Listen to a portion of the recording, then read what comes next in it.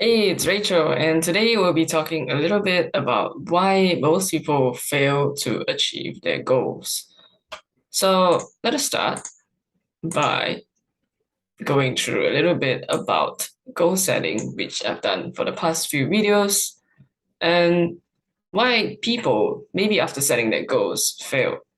So our goal setting process is actually quite specific, which is through a reflection of your current situation or your past, which is pretty recent. And then afterwards, setting goals for your future, which needs to be specific and it needs to have a time frame and also a step-by-step process so that whenever you hit a step or a milestone, you get encouraged and even more inspired to reach the next one. And with this positive cycle going round and round and round, this positive winning cycle, you become a lot more motivated to do whatever it takes to reach that goal of yours. But most people still fail for various reasons. Number one is obviously not being specific enough because a lot of people think that they know what they want, but in actual fact, they don't. What they know is probably like a vague idea of what they want. And it could be like, okay, I want more money, but how much more?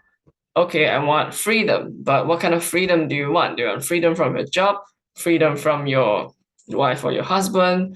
Do you want freedom to make more choices in food, or what kind of freedom?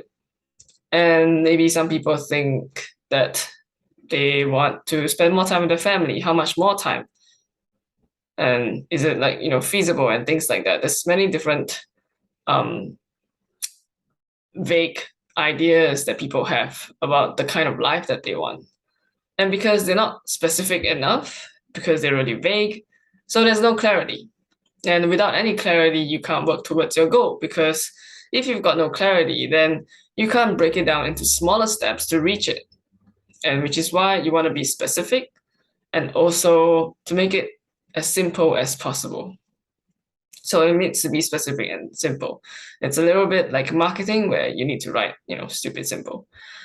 So moving on, think about this. Why are you here on planet Earth?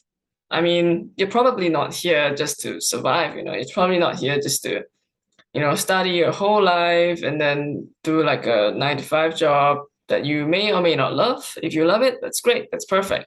But if you don't, then that's probably, not the reason why you're here. And then afterwards, retire at maybe 65, 75, and, spend some time with your grandkids and die. And that's just surviving. There's no, I guess, sense of life in there, especially when you're doing things that you don't love.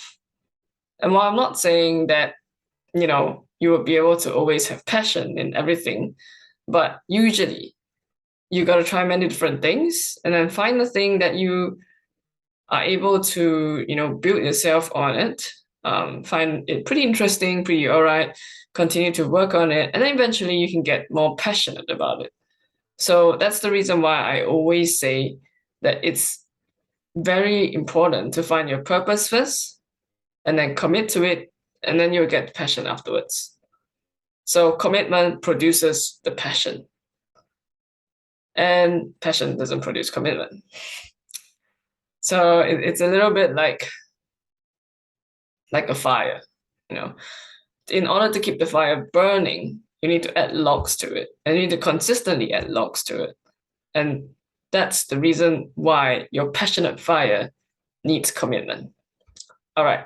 So you're not here simply to survive. Then you're here because you want to thrive. You want to feel that this life is worth living. You want to feel like you're having the most amazing moment being alive. What would you feel happy doing your whole life? Maybe that is being a painter. Maybe that is being a musician. Maybe it's just not what you're doing now and you haven't really figured out. And that's fine. That's fine. It takes some time for you to figure out what you want to do. But once you figure it out, take some time to think, hey, can I monetize this? Can I get really good at this? Because for every day that you're working in a career that you love, it's not considered working. You don't feel like you're working.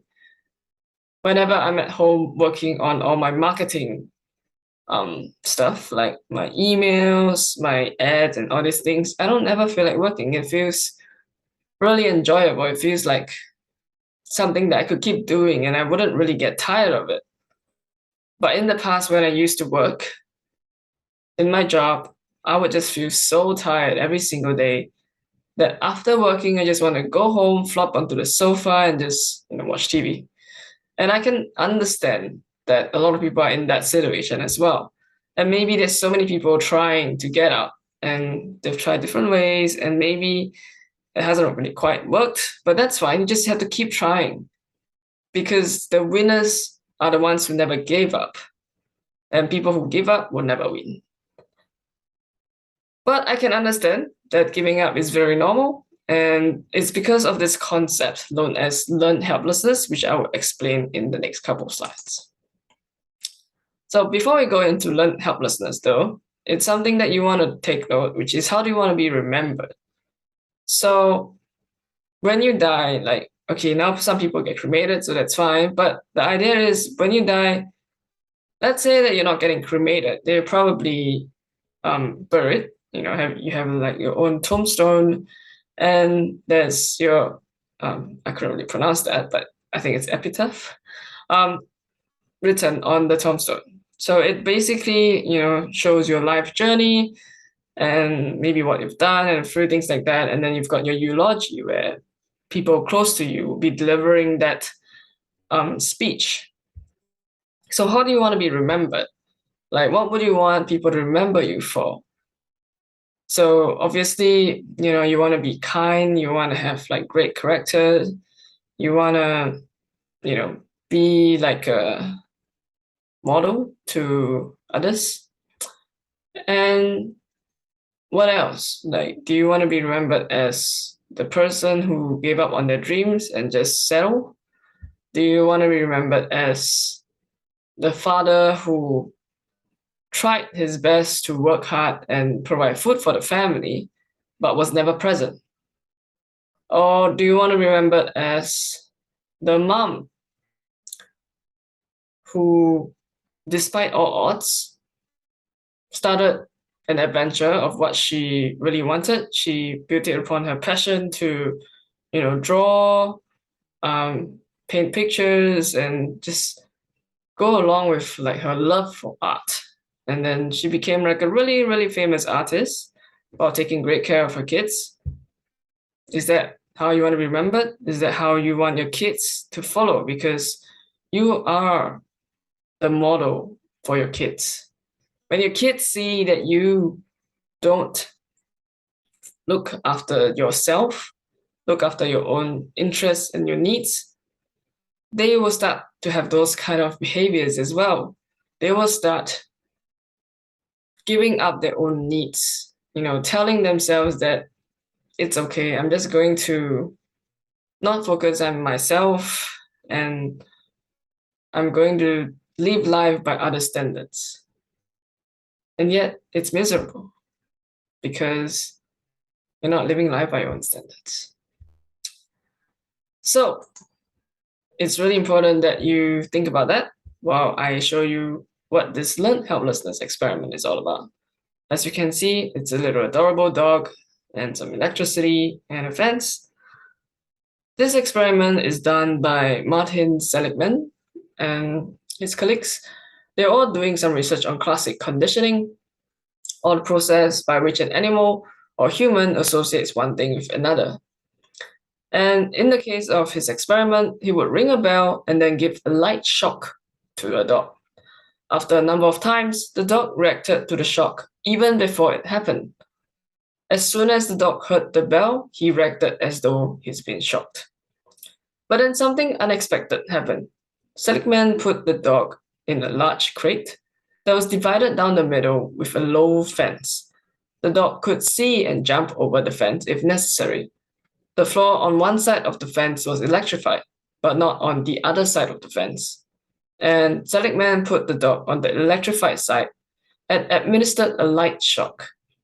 He expected the dog to jump over to the non-shocking side of the fence, but they didn't. They just lay down And it was as though they learned from the first part of the experiment that there was nothing they could do to avoid the shocks. So they gave up in the second part of the experiment. And while these would be very unethical if performed in humans, humans perform the same way too. When you were a kid, like as a little baby, all you knew how to do was to ask for what you wanted. When you're hungry, you cry, you ask for food. When you're sad or you're tired, you cry and say you want to sleep. And when you want something, you just say, hey, I want that something. You point at it. And you do whatever you could to get the thing that you want, to get your needs filled, to do what you can to achieve everything that you want. But as you grow older, people start telling you, you can't do this, you can't have that. You can't this, you can't that. You might say you want to become the president of, let's say United States or whatever country that you're living in. And your parents tell you, no, you can't, because you're a girl, because you have a different color to the rest of the population. Skin color, what I mean is, because you're disabled. There's so many things that people can tell you in terms of reasons of why you can't. And slowly you start believing it. You start believing that you can't do this and you can't do that and you can't have this and you can't have that.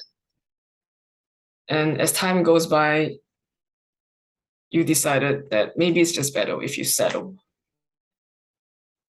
Maybe if you just settle and make peace with your current situation, it might be fine. You might hate it, but at least everyone won't be telling you that you can't anymore.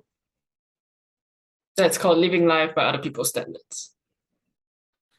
And actually, this is really a little bit personal because my mom has also told this to me, that she's, not particularly liking the job she has now, but she decided to settle because it was an okay job. She didn't particularly hate it, but she didn't really think that there was any other things that she could do to leave it.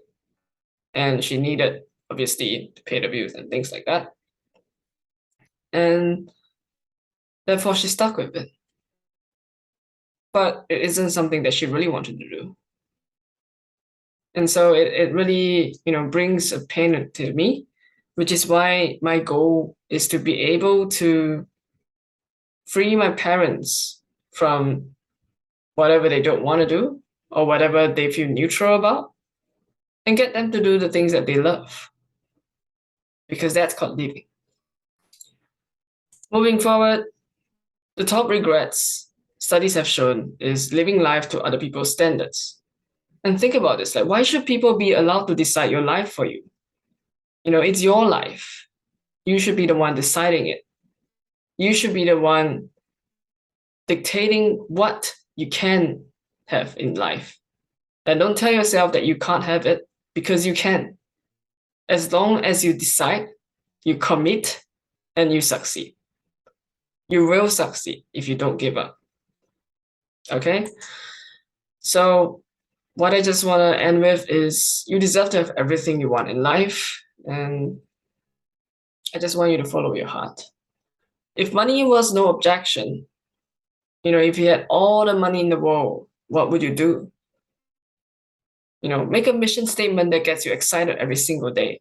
And don't tell me that you want to play games every single day, unless that's really what you want to do, and that's fine. You can become a professional gamer, that's fine.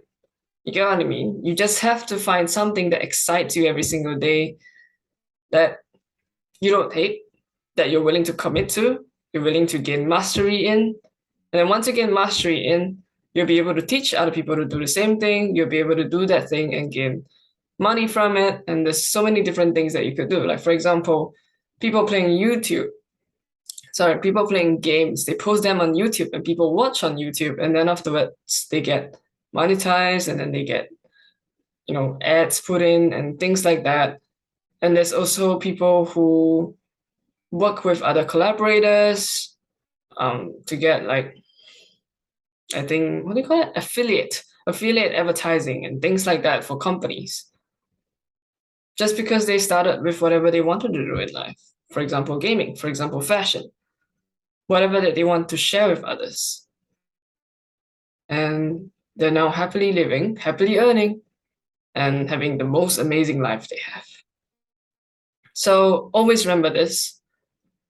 Your life is yours to make. And keep creating it so that you can enjoy the whole entirety of it. If you like this kind of videos, remember to like, subscribe, and hit the notification bell. If you want more tips on living out your best life and value-driven content, my social media links are up on the top right-hand corner of the page. And enjoy. Have a wonderful day.